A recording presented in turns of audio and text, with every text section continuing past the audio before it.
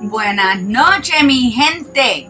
Namaste and welcome to WATERMARK Podcast con La Margarita and with your boy, Professor Byron D. Rockmore, aka your brother, your chum, your pal, and your uncle, and your best friend. What's going on? You hear us? Got this vibe going on, slow and easy. You know what I'm saying? It ain't Friday night. It ain't Saturday night. And then we don't own the rights to it. Yeah, man. But you ain't gonna find it anyway. Anybody know that horn that's being played right there? I would tell you, but what's up, Andrea? What's going on, everybody? How y'all feeling today? How y'all feeling? Welcome for another night with WATERMARK. We love being here. We enjoy all of your input. So remember to hit like, comment, share, and let's just grow. Let's grow together. Maria de Pilar. We got Lima, Peru in the house. She's from Peru? Yeah, she's in Peru right now watching. What up, Peru? Hola, Peru. Okay. You can cut that off now. That was wonderful. That was a wonderful cut that you played, young lady. Yeah. I like that. That was hot. Usually, I'll come up with the music. What's up? Who says it? Hola. What's that? S. Did she say shit?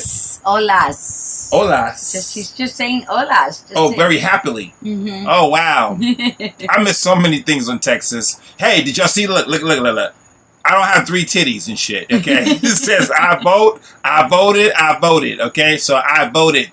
One time, 3 stickers. I stole the other ones. They gave me one. I slipped the other 2 off the table so I could have 3 stickers to show you I voted, okay? It was good to go vote early, because I can see it's going to be hectic later on. Go vote early. Good evening again. You look great. You actually did. Your eyes look alluring. Oh. I don't need no more help. And the hair's back. Wonderful. Yeah. So, I'm enjoying the company today. Good. Yeah. I was going over some news.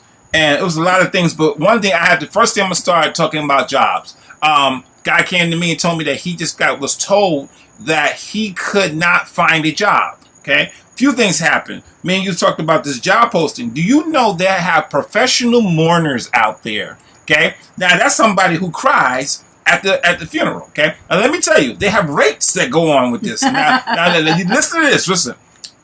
Do you want to boost your funeral? Hire me, the professional mourner, to come and cry at the funeral.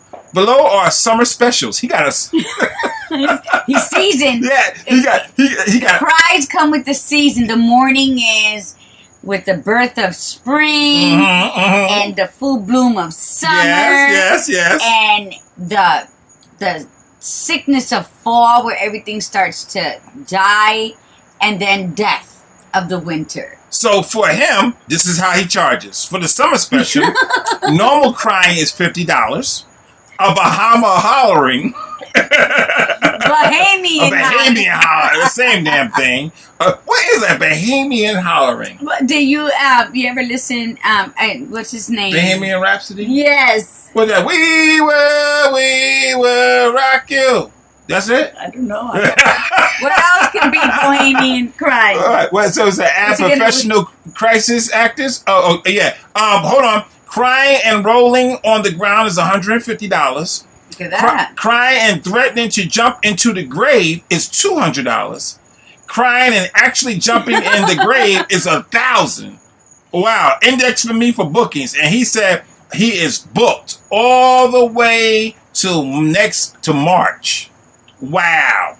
So don't tell me there's no jobs out there for you. There's a job out there for you. Now look at that. That's every weekend. Every weekend. You can make some money. Oh yeah. Man, he getting fat checks. Oh man. And they probably You can probably do 2 or 3 funerals in one day. I could do like 4 a day. And then there's gonna be food there, so you get to eat. There you go. You know what I'm saying? What a job! You get hugged, so you get touched. Loving, everybody get real touchy at funerals. I think gonna be real mad or real happy, one or the other. Wow. I was going for some news in Hillsborough County. I'm sick of it. The school has so much problems going on at the schools. Did you hear Yeah, listen, y'all. Did y'all hear that this guy got caught taking pictures of the young ladies at school, the teacher, and then so they caught him. So he's got 358 charges for taking like pornographic pictures of the kids, the little girls. Yeah. That's one issue going to school. The other issue, they had two little girls get caught by the teacher and thwarted this plot to kill another student, and they had knives in school waiting to kill the other student. It was a middle school. Wow. Isn't that something? That was crazy. That was crazy. The other thing that somebody told me that the other day people was arguing, they sent a lot of texts to me about the people coming up from Mexico, and they were saying that I was being insensitive to the needs of the people coming up from the caravan of folks coming to the country. And I explained it clearly. That was, to me, bullshit for them to say that. I understand that people need to come in from other countries, and this country's been based on being open. You know what I'm saying? Anybody, the Indians, they were here. Blacks, for Black Americans for the most part, was brought over on the cruise ships. And that's how we got over. But everybody, majority of the people got the chance to come over because they was looking and seeking something different. I know for a fact, what is it? They they wanted to eat her flesh and drink her blood. These kids are sick. Wow, I didn't know they was going to eat her flesh and drink her blood. That's a bit much for kids to be coming up with that, okay? Oh, yeah. Going back to the kids trying to ambush the little girl. Wow. I would just tell you to keep an eye on your kids. Remember, this day and age, kids have more access to information than we ever had. Yes, we never had digital era. For me, we had 3 channels: ABC, NBC, and CBS. That's all we had. And PBS. And nobody watched PBS unless it was Ernie and Bert. And we will not talk about Ernie and Bert because we just found out that they were gay 2 months ago. No. We just found out they was gay the other day. So I found out, the world found out, because we didn't think they was gay. I just thought they was friends that lived together. And there's nothing wrong with men living together. Anyway, so keep an eye on your kids. Your kids have more accessibility to things than they've ever had before. So I know for a fact that that's a huge thing for me, because I never thought that kids could have that much information. What we got? We're practicing. The girls are practicing witchcraft. Oh, they were practicing witchcraft. Wow. Yeah, watch your damn kids. They come, Mom, I'm going in the room. You don't come in the door. Well, I think growing up, when they're like, knock before you come in my door, my privacy, we didn't have that growing up. My kids did not close their bedroom door. They didn't pay rent. What do you mean? It's your room. And I have to. Kids don't have a room. No, kids don't have a room. That's just too much liberty, too much freedom. That's setting boundaries. A lot of parents can't distinguish between discipline and abuse, so they just have them do free fall. Then they wonder why they turn out to be such assholes. Yeah, and a lot of people say don't spank your kids. I always say don't never tap the kids' butts while you're mad and angry and all like that. But you. There's other ways to discipline besides that. But let me tell you, let your kids know that you are there and you're present and you're not having it with them, okay? Because if you don't do that, when all hell breaks loose, you'll be the first one they say you did not give them any guidance or anything like that. So watch your kids, especially if they're doing witchcraft and levitating in the room and shit and got bloody stuff all over the walls. That's your ass. You should have knew something was going on in that house, okay? Well, you should have. You should have knew something else was going on in that house. There's a thing going, and I don't know if y'all seen it. Or there was an elevator thing going. People was on the elevator, right? I don't know if y'all seen it. There was on the elevator, and the elevator went awry, and over like 25 to 30 people, I think somebody even lost their foot because the elevator was. We're having a lot of accidents on escalators. I'm sorry, on escalators. Oh, okay. On escalators. And escalators, when people get on them, they just moving at this fast pace, and it's like tumbling and causing major damage to folks. So when you get on the escalator, be mindful. A lady lost her foot on the escalator. How? Well, because the escalators just start moving at such a high rate that it's just like somebody say, yep. So you start, Andrea, she stays up on these things, okay? The escalator pushed everybody, and then they just it was like a traffic jam of folks. They all got jammed in there. It was crazy. You seen it on the news? I saw it. But I see that they had 3,000 deaths on the escalators this year. When you do some homework on that, so that was crazy. I didn't think that was going to actually go down. Mm-hmm. I see you just looking through stuff. What you going through? No, I'm organizing what I wrote about infidelity. Oh, Kim says if you don't set boundaries, it's because you don't have boundaries. Check yourself. Exactly. So your children are your responsibility. You have to educate them. You have to teach them boundaries. You have to tap that ass whenever they're acting out of way. I raised my kids. I love my kids dearly. Since they were little. How to behave. What to do, what not to do. I raised them that I didn't care at what age they were, who they were married to, how many kids they have. Wherever they disrespect is where I dropped them. And they're 32 and 28, and that still applies today. I don't care if they're married with kids. There's just a certain modicum of respect that they must have. And if they respect the parents when they go out into the world, they will know how to act accordingly with other people. Speaking of still in schools, a teacher brought a gun in school today, got caught with a gun in the school.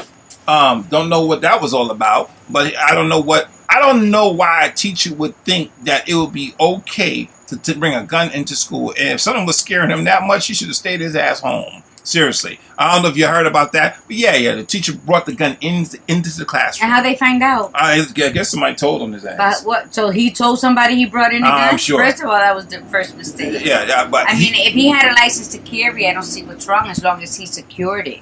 I don't know if you can bring a gun into school if you're a teacher, but regardless, he brought it in and he wasn't supposed to have it, and his ass ain't there no more. So hasta luego, hasta la vista, hasta mañana, and goodbye. Yeah, so he's not there at the school anymore.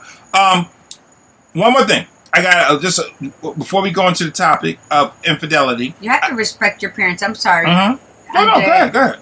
I didn't see what Kim you have to said. respect your parents? No, Kim said something. Yeah, in these days, Kim said something. I didn't see it. Kim's on there? Yes, but What, Kim? Yeah, but the thing is, if you teach your children at a young age how to respect others, how behavior starts in the home, then there shouldn't be a problem with these kids going to school again with the bullying and with the plotting to kill somebody, their parents or their educators, or even the quiet boy in the classroom. It's getting ridiculous. There's not even respect for them when they go out and they're handling elderlies. No, they're just doing their thing. But hey, listen, kids. I'm telling you, kids are overexposed with information. Kids are cruel. They're the cruelest creatures. And they're mean. And kids are mean and shit. You know what I'm saying? And you know how you was when you was a kid. If you was a mean kid. Never cruel. Me? I was never cruel either. No. I was always a nice guy. You know what I'm saying? I was the guy who fought the bully. That was me. And I was real skinny too, if you believe it. I was, okay? And I was the guy. Henny, teach them young and that's it. What up, Hen? Eileen says you made sure you got your voting stickers. Yeah, Eileen, he said he even stole 2 extra ones. Yeah, I got 3. Point. Yes, I got 3 voting stickers. Yeah, here you go. I voted. You should go vote. And if you don't vote, that's on your... And he said, look who voted today. Oh, look at Henny. How you feeling, Henny? Holla at your boy. Yeah, holla at your boy. Good to hear from everybody today. I'm excited to talk to you all today. But I heard something. I got upset about something, and I got to tell you. Trump. I had a friend didn't get a job, and he told me that he didn't get the job because he wasn't qualified. I'm thinking of this. Now listen to here. I'm just going to say this, and I'm going to move on. I think that every time you want to get a job, you should just go to that job, sit your ass at that job, and look at them. And they're gonna say, "Well, what are you here for?" So I'm here to be a doctor. Hola, Tiffany. And if you think you can really be the doctor, then they should have to prove that you can't be the doctor. They can't tell you that you're not qualified for that job anymore. Every time they tell you that you're not qualified for a job anymore, you should say Trump. you should, because listen, in the history of man, in the history of our country, Everybody they always tell you that you got to be qualified for something. Trump has just showed us that you do not have to be qualified to have a job, okay? If you want to have a job, just be there. Now, why does his daughter have all the security clearance? What did she ever secure a day in her life? Nothing, okay? And I'm not just bad-mouthing her, but it just shows you that you don't have to, The principle of the matter. The principles. Yeah. So then when they tell me I can't, if I want to be a cop, I should get me a gun, go sit my ass down in the police station, go pull me up a police car, and just sit down on top of the car when they all doing their briefings, and they saying, you go here and you go here. And they going to say, what's your name? I say, Rockmore. I'm going in car 55. And I'm just going to kick my ass, go in car 55, and sit down. They going to say, why are you sitting down? I'm going to say, Trump. Shit. When somebody doing surgery, I'm going to sit my ass by the surgery table in my whole doctor's outfit. And then when they pulling the motherfucker in, I'm going to go sit by the bed. I'm going to go look at the dead body, I'm going to get my scalpel. And they'll say, what the hell you doing? I'm going to look at them and say, what? Trump. Okay? That's so ridiculous. No, I'm just saying. Why should he be allowed to run a country and no one says anything about it? And he's totally out of pocket. I think at this point, the people who vouched for him in the beginning are just too embarrassed to even say that. Yeah. Wow. Yeah. Well, okay, people, we're going to go to the topic of this infidelity piece. People was talking about this emotional, this cheating. And remember, we had a quiz to run through real quick. Yes, I want to hear. I don't know what this quiz is about, mi gente, so we're all going to do it together. Wow. You quick to throw yourself out of the mix. So if it goes bad, it's on me. I don't know the test. You know what I'm saying? We didn't okay. So, get your pen and paper. Here's my pen. Here, use my pen. No, I don't want your pen. Oh, you got like my pen got cooties on there. Okay, here we go. Bridget said, hell yeah. Okay, who said don't say that? He said, hey, y'all. Hey, y'all. You said, hey. Bridget's a girl. Bridget said, hey, like, hello. Oh, she didn't say hi, hola, the one with the jewelry. Bridget from Necessities 101, man. Oh, that's the one that made the pretty jewelry? What up, Lisa? Oh, is that Lisa? Yes, Lisa's there too. Oh, that's my, That's Lisa. That's my people. Just get on with the quiz. Let's do this quiz, man. Okay, here go the quiz. It's good to see everybody. Here we go. Quiz time. Get your pen and pad. Here we go. This is how you know what the hell I do with the quiz. I just had it and I'm playing. You're and prepared. I had the quiz. Hold on, it's right here. Hold on. Different. Okay, here we go. Quiz. Are you having an emotional affair? Hold on. Before you start writing, are you dating? No, I'm not. So how the hell are you going to gauge if you have an emotional affair or not? Who you having an affair with? Listen, it doesn't matter. I've been in relationships, and I'm going to be in one in the future. Okay, here we go. Everybody do the quiz but Margie, okay? If you answer yes to more than 3 of these, Andrea, get your pen, okay?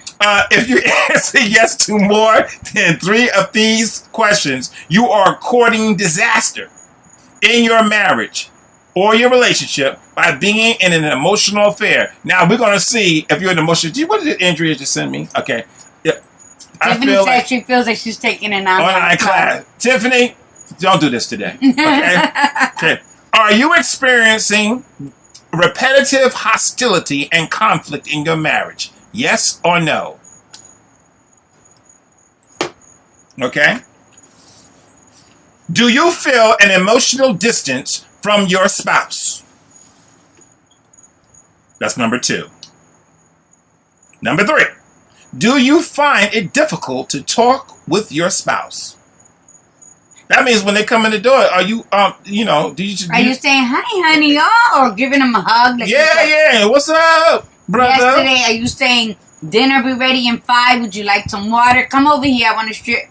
Anything like that. You want to strip? Share the day. Oh. I'm eating my violet candy. Oh, I smell that Fabuloso. she's eating Fabuloso today. Okay, Fabuloso. Okay, here we go. Okay. Are you sharing more Are you sharing more with your friend than you are with your spouse? Now, you got to be real careful with that, but just I'm not going to talk to her. Just answer yes or no, okay? Do you think your friend understands you better than your spouse? Yes or no? Okay? Are you sexually attracted to your friend? Yes or no? Shut up, Lisa. Those are nasty. My violets. Oh, yeah. There they are. Yeah. Cafe. Yeah, we have it. We got coffee. Here we go. Somebody said cafe. I make coffee right when Byron gets here. So he has a fresh cup of coffee. Yeah, I haven't even started on my black coffee yet. I'll be there soon. Okay. Is the phrase "we're just friends" your rationalization for your close relationship? Y'all know that Bismarck song. Oh, baby, you got what I need. What? And she says she's just a friend. What? And she says she's just a friend. Oh, baby, you. Okay, I'm sorry. That was my shit. Oh, yeah, that was the song. What was you doing around that time? Byron, you're a year younger than I am. What the? Yes. What? You act like... We a year difference. Yes, it's me. It's older. What was I doing at that time? I don't know. What year was that? I don't know. I was drinking 40 ounces at that time. Oh what my was God, you doing? I was drinking OE. And Wild Irish Rose at that time. What was you doing? Shit. Okay. That was the 80s. Yeah. I'd be on the train. How high the moon. Did-dibba-dee. Yeah, I'd be about 14, 15 years old. No. Yeah, I was in 17. high school. I was in high school. Focus. Okay, who said focus? Henny. Shut up, Henny. Okay, here we go. They're into the quiz. Okay, I'm sorry. Okay, does your spouse know that, hold on. Does your spouse know about your friendship, or is your friendship a secret? Dun, dun, dun. Listen up, okay? Okay, and okay, I gotta say that one again. Does your spouse know about your friendship, or is your friendship a secret? Right, yes or no? Do you feel forward to being with your friend more than being with your spouse? Whose fault would that be, though? What? Being with your friend? No. What? Who fault would be with your... Okay, hold on. Okay. When you talk to your spouse about your day, you never seem to mention your interactions with your friend. Wow. So if you said yes, if you answered yes to more than 3 of those questions, you are courting disaster in your marriage by being in an emotional affair. Listen up. Okay? Why are you thinking? What you thinking about? Tell us what you're thinking. Hit us up. We're not going to say something. You say you tell us what you're thinking. We're not going to be silent because we doing this. But just tell us what you think. We're waiting. Somebody said yes. Andrea said yes. That would be a lack of communication, Margie. On whose fault? There shouldn't be a friend, point blank. There shouldn't be a friend. Well, we went over this before. People gonna have friends whether they tell you or not. To be honest with you, it's gonna be in your best interest. We talk about emotional cheating. That it's good to have conversation with your spouse. But usually, if you got to the point of emotional cheating, that you're saying that you're missing something, or something's being missed, and you're trying to create something to fill that void. So you're trying to fill a void. So, what you got? Well, because I think we're so quick to say you shouldn't do it because it's because of it. You know what? For as long as marriage has existed, so has infidelity. So has emotional affairs in general. So we're going way back, right? So that has been something that it's still unexplainable. I think personally that a lot of the cheating stems from an insecurity that the person has, or a wanting that they have a certain missing element in them. Right. It's not that their spouse isn't complimenting their lives. I just think it's something that they just want to feel alive again, or. And he said, goes back to communication. No, you're right. Everything's communication. Everything's communication. Everything, even because you know what I was reading, that even in an open relationship, infidelity occurs. Right. And then at least they're trying to be slick. We're all animals. And don't you think it happens to everybody? No. Yeah. No, okay? Everybody don't get down like that. You just nasty, Lisa. Okay? But for the most part, you got to be mindful that, go back to communication. Communication is such a big thing. But what happens when you're not able to communicate? How can you communicate with your partner if you've never had the conversation with yourself? About what? Whatever it is that you're missing. If you fully understand what it is that you're missing or what desire you have inside to bring forth, because remember, every 7 years, a person changes.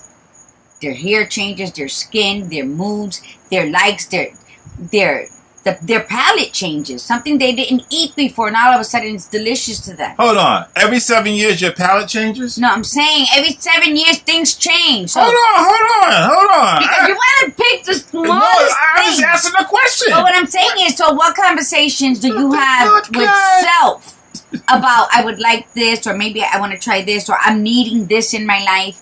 You know what's the biggest epidemic in America? What? Besides obesity? What? Or it surpassed obesity. What? Loneliness. Loneliness is loneliness. It is. People can be in a crowded room and feel lonely, and still feel lonely. But is that more mental health than just if you're in a crowded room and you still feel lonely? Is that how you just? Thank you, Andrea. What she said? Says yes, insecurities play a big role. That is why we need Margie. Oh shit! But the thing is that. Oh wow! Get rid of me. Like monogamy used to be for life, right? You got married, and that was you were monogamous. Right. It was you and your partner. Today, monogamy is one person at a time.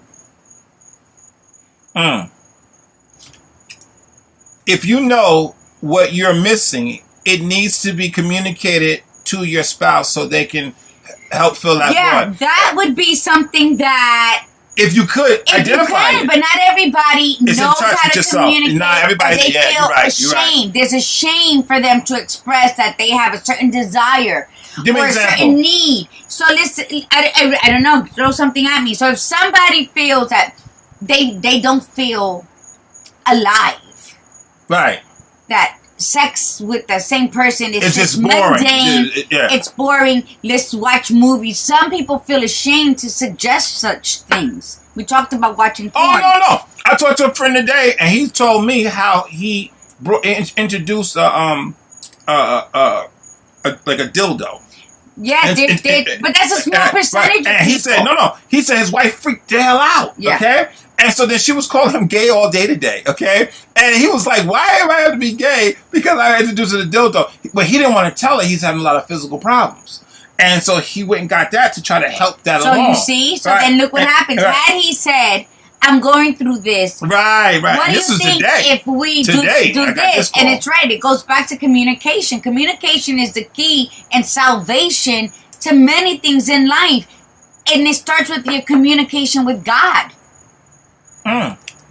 Like when I do something wrong,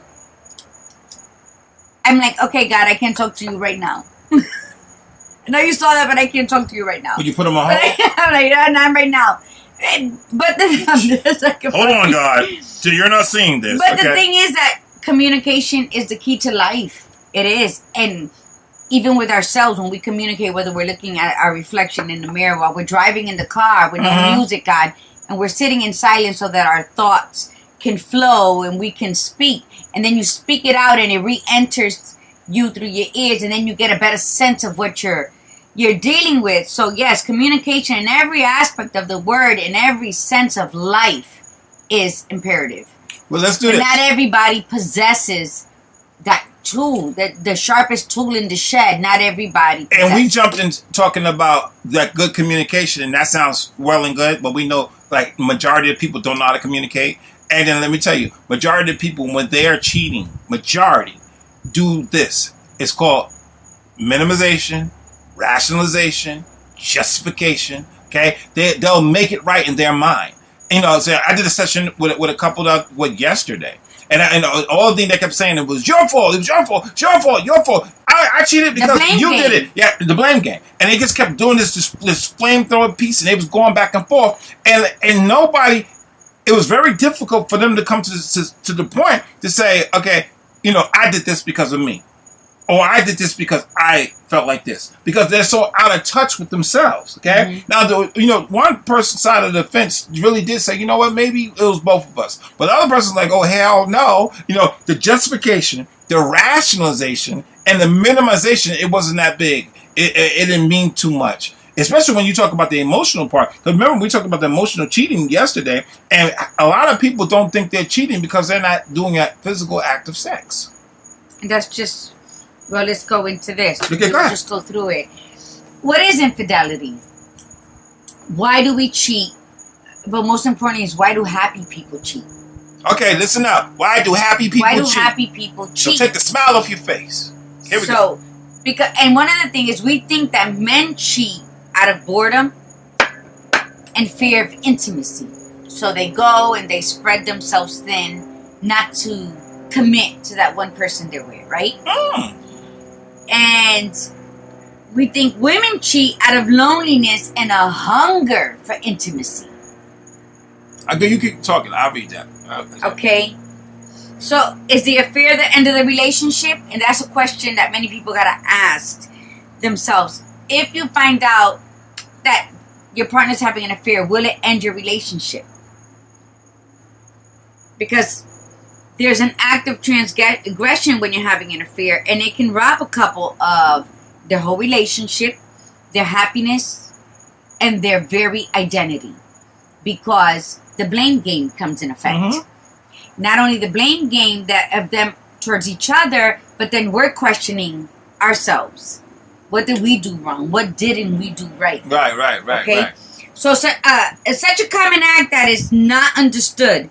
So, like I said earlier, adultery has existed since marriage. Hold on. I like what you said real quick. One thing, I'm going back, Henny said that people forget, how they got there. You know what I'm saying? And they stopped the communication, and which was great. I like that.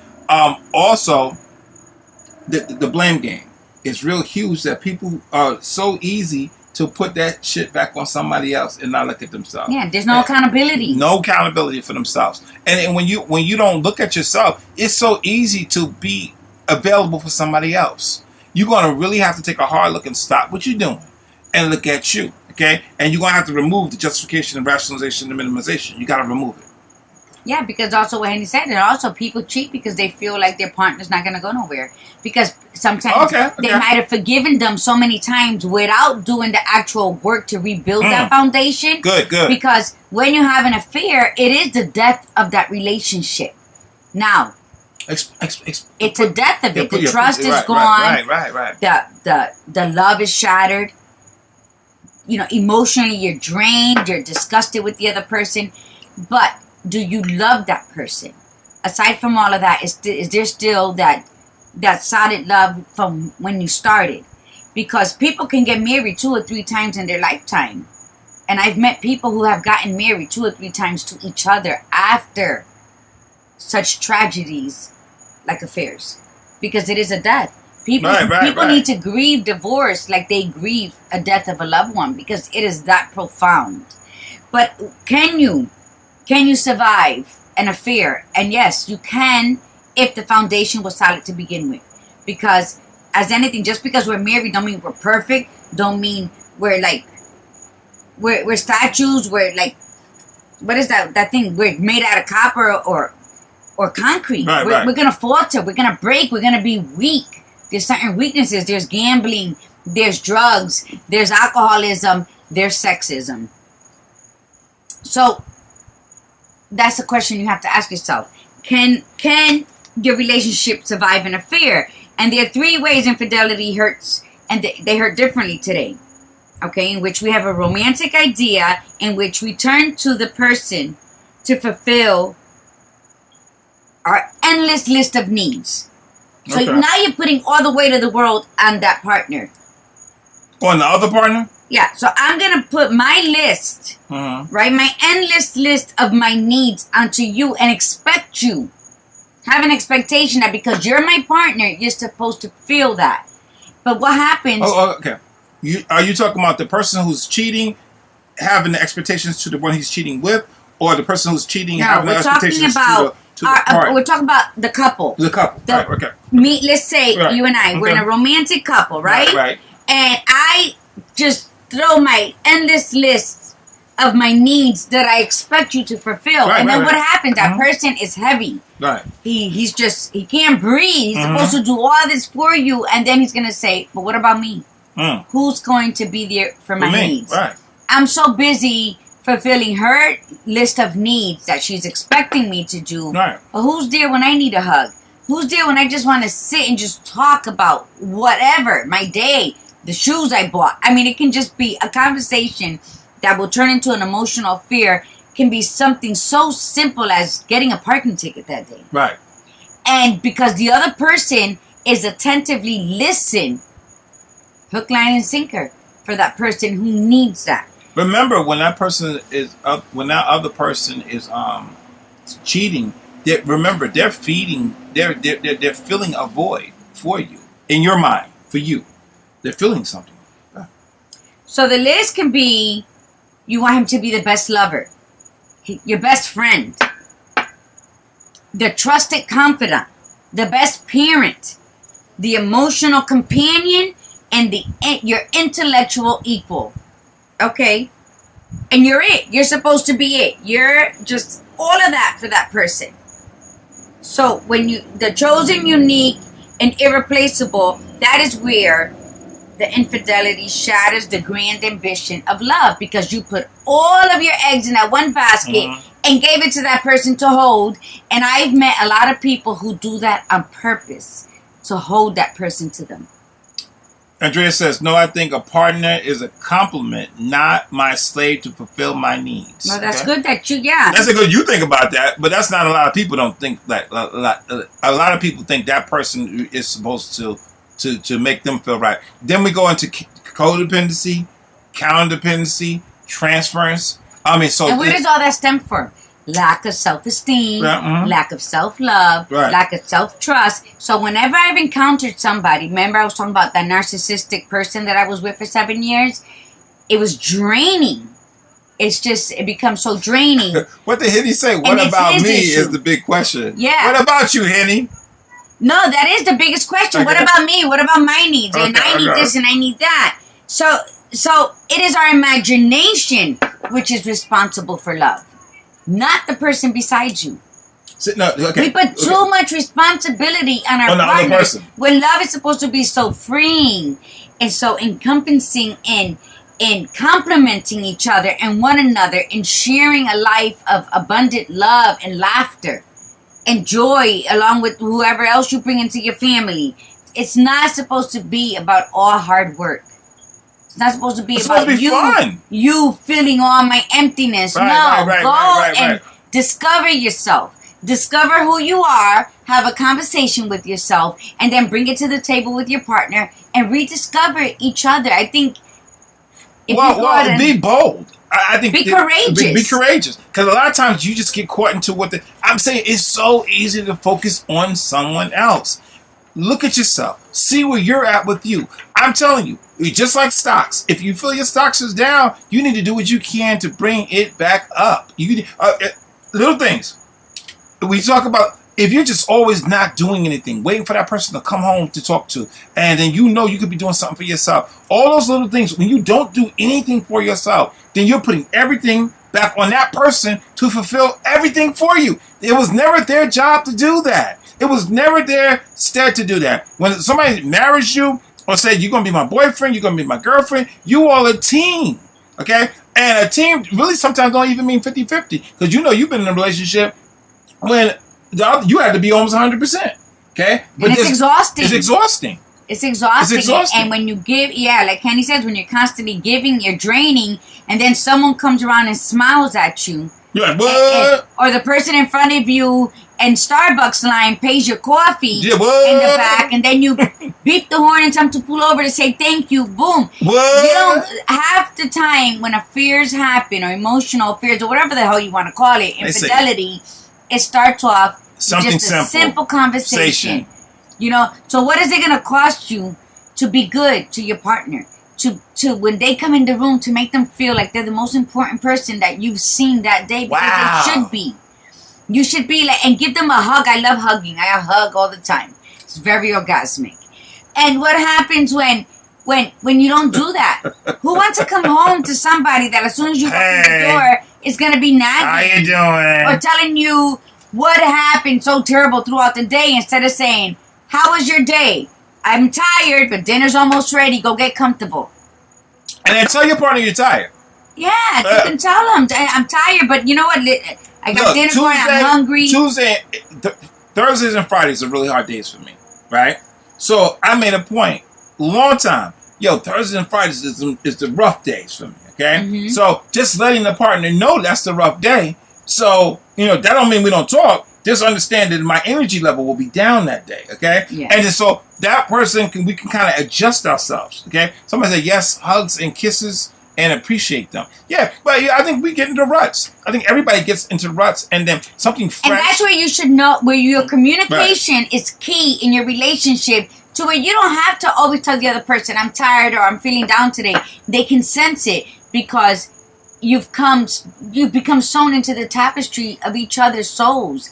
That should be an automatic thing. But if they don't, now the expectation of you having that they should know is when you're wrong. Right. And that also stirs a lot of people problems know where you at with stuff. Let them know. Say, open your mouth. Closed mouth don't get fed.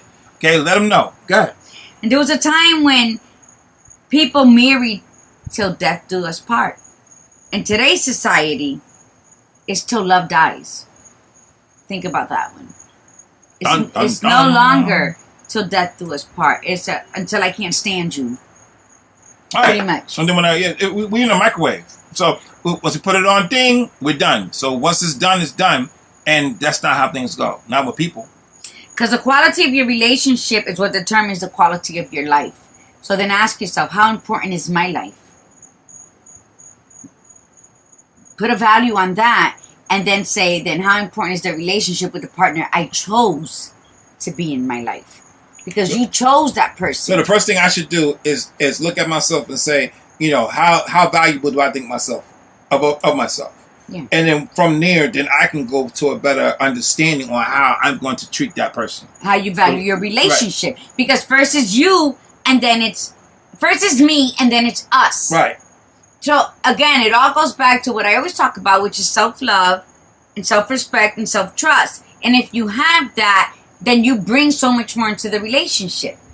So, but again, what is the value? What value do you have of yourself, so you can determine the value you pose upon your relationship with the person you chose to share your life with? Well, Andrea said, unfortunately, there's no commitment nowadays. I think there's people who commit. But remember, everything's a learned process. Okay, if a person does not know how to do certain things, just by you being around them and you exhibiting or showing it, you could teach a person a lot of things. Okay, if a person didn't know how to commit, just by you doing your actions, having that smile when you come in the door, being pleasant, and all those things, you could change it. You can change it. Because the bottom line is, don't be lazy. Right. What happens is, when a couple comes together, they work really hard in the beginning. They're kissing, they're hugging, they're loving, they're sharing, they're calling each other up at work. What do you want for dinner? I was thinking this. Yeah, like Henry said, don't forget what got you there. Right. You know, let's meet up for coffee after work. Like Eric and I met up every Wednesday at Starbucks. Every Friday, we met up at the car wash after work. And every Sunday, we went and had lunch at IKEA. And then we would walk the whole store. Hold on.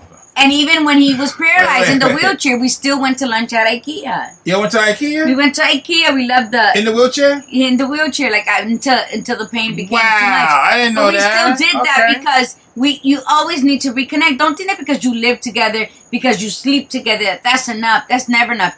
Courting in your relationship, in your marriage, should be on a weekly basis. Take time out one day a week. Look forward to it. Just to be together. Get out the house. Get out of your settings, your mundane atmosphere, because you need to see something else. You need to go out and see other people. You need that.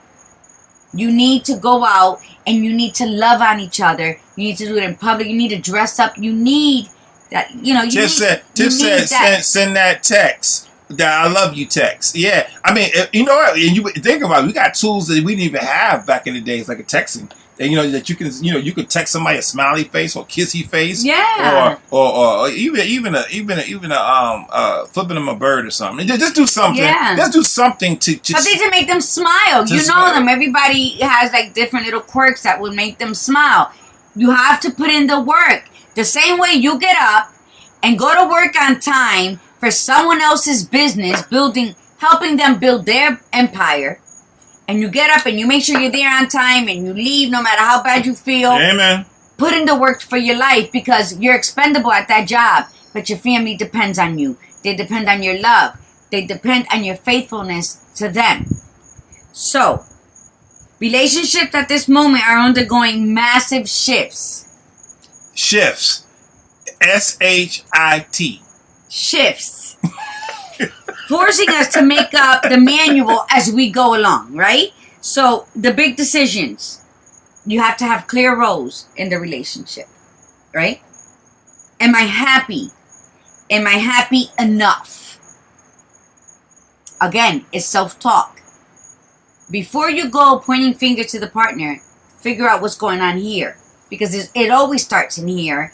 And then when we mask it or we shove it down, then it's easier to say, well, I don't like that color here you have. It's easier to start putting the blame. And remember, when we talk about happy. So it's always conversation, mi gente. It's always conversation. And start with self.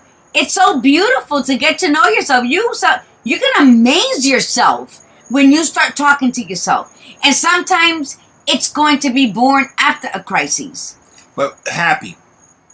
Remember, happy is the key words to that. Happy. It's an event.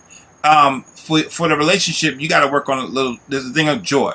And you got to look for that joy of the relationship, joy of being there, that joy.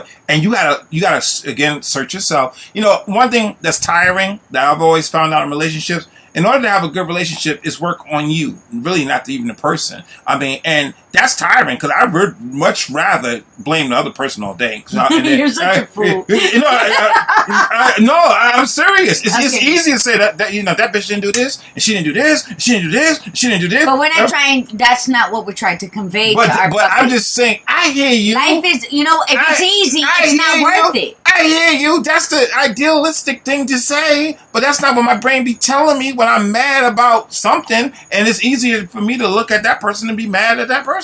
Okay? I have to tell myself, you're crazy. Stop it. Stop. That's not her fault. It's 9 o'clock. It's not her fault. Stop what you're doing. Bring it down. Well, she's not making me happy. Well, if she's not making me happy, or I don't have joy for myself. Mm-hmm. And then how do I work up finding happiness that joy? Is a choice. Right. And then how do I find that joy for me? Just like suffering, right. Yes. Say that again. Suffering's a choice? Yes. Explain. Pain is inevitable, but suffering is a choice. You're going to choose whether you're going to turn that suffering, whatever it is that you're going through, and you're going to flip it because it's always a choice. So you're going to suffer over something you can't fix and be bitter about it and always angry and look at the sky as always being dark instead of the sun shining bright in your face. Or you're going to flip that bitch and say, you know what, I got this. That hurt. That was painful. I don't know how I'm going to come out on the other side just yet, but I'm not going to carry that. I'm not going to carry that with me because remember, when your hands and your arms are full of junk, you can't receive any other blessings. All day long. So. Finish it up. So, are we up to travel the road of asking ourselves questions, of sharing our passions, pains, and concerns?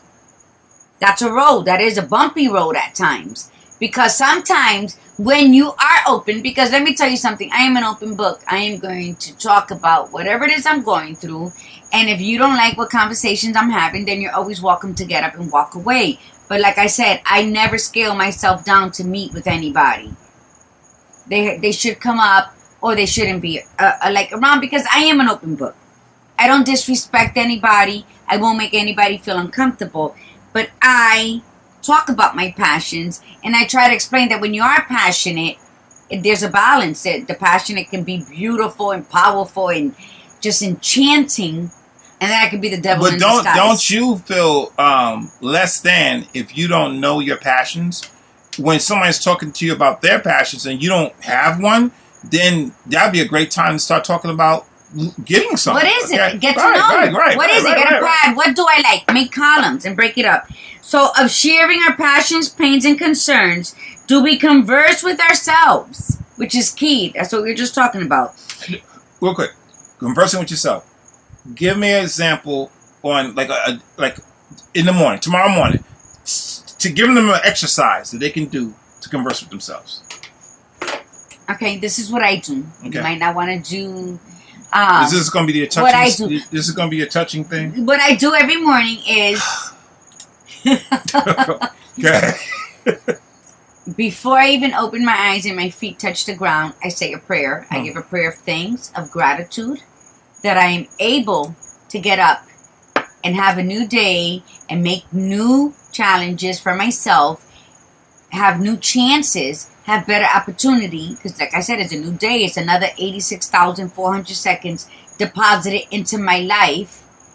And I ask for blessings to move forward and for clarity and direction. Always ask for clarity and direction because sometimes I get lost, right? So then what happens? Then I do my yoga before I even get off the couch because that's my bed right now. And then I get up and I sit up and I said, good morning, Margarita. Okay. How are you, beautiful? Today might be busy. It's going to be a little long because I'm already tired. I didn't get enough sleep, which I never do. And then I say, you are beautiful. You are smart. You are phenomenally, magically orgasmic. And then I go, mwah, mwah, I love you. Let's do this. We got this. Let's make changes. And I get up and I start my day. I start my day. You can use whatever words that work for you, but acknowledge yourself. Acknowledge the love that you have. She went a bit long for that one. I just wanted her to talk about when she was talking about her orgasmic part, but that little piece right there, because everybody in the morning don't have time to do a lot of stuff. Like Lisa said, she spends 2 hours like playing in her hair or some shit. And get up and do something with yourself, just like she said. Talk to yourself. Acknowledge yourself. Okay? Acknowledge if you only do it for 5 minutes, stop what you're doing and look at yourself in the mirror and say, what's up? How you doing today? What's going on? We're going to have a good day today. Let's make it happen. You all right. I'm all right. Let's make it happen. Kids could be crying. It could be, the house could be going crazy. But you can always take time to look in the mirror and do that to yourself. Yes, you can. But real quick, because I know he's going to cut me off. No, I'm not going to cut you off. Contrary to beliefs, mi gente, affairs are... Night, Bernice. ...are less about sex and a lot more about desire. For attention, to feel special, to feel important. How do we heal from an affair? Desires run deep, betrayals run deep, but it can be healed. And some affairs can turn that around and you can start building all over again. Sometimes having an affair teaches you that you will open up and you'll find a longing and a yearning, an emotional connection for novelty, for freedom, for autonomy. So for sexual intensity or an attempt to bring back vitality in the face of loss and tragedy, a wish to recapture lost parts of ourselves. And sometimes an affair can bring just that. It can be like, it's an epiphany of what you both needed and were both afraid to share or couldn't find the correct words to converse about it.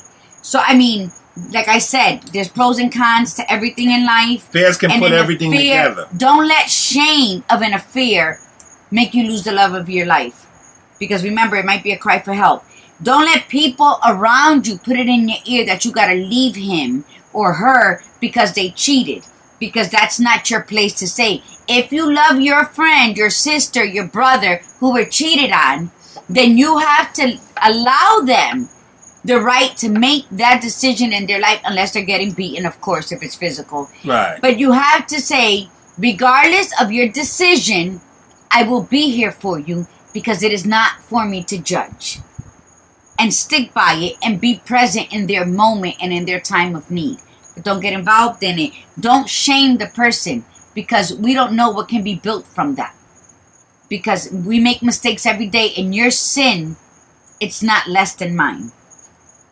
So who am I to judge you for yours? So, at the heart of an affair, you might find exactly that. And instead of always looking for solutions for a problem, sometimes think maybe this isn't a problem that's unsolvable. And maybe I can't find the solution right now. But through conversation, through patience, and ultimately through the silence of love, you can find your way back.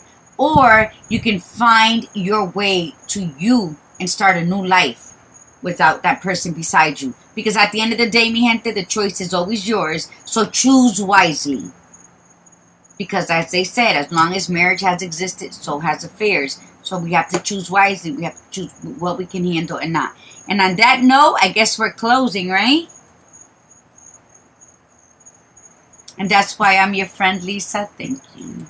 Okay.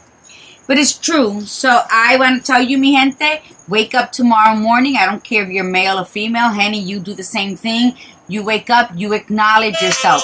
I like to kiss myself because I love touch. And who else to love me but me at this moment in my life?